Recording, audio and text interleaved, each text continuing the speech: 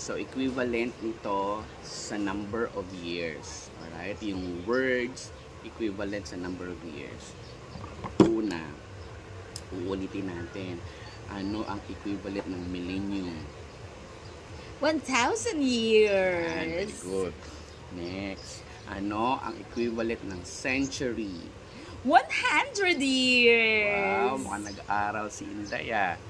Next, dekada. 10 Very years. good. Ito, humawak ka sa susunod. Ano ang equivalent years ng salitang I love you? A never-ending ano. Wow. Yes. Forever. Hindi, sa totoong buhay, 3 taon lang daw. Ah, talaga? Oo. Siguro, I love you. Tapos, after 3 years, Yes, wala na. sa marriage life, 3 years, I love you. Susunod, I hate you. Nag-explain talaga. Hindi, sorry.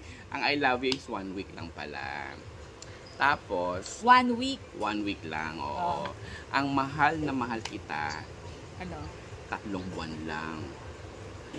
Ah. 3 buwan lang.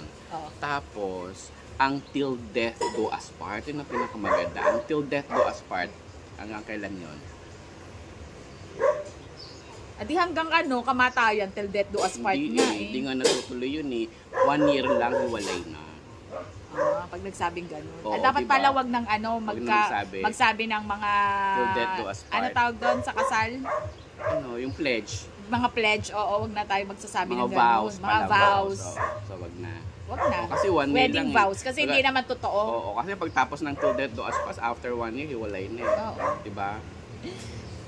Alam mo na. Senadora.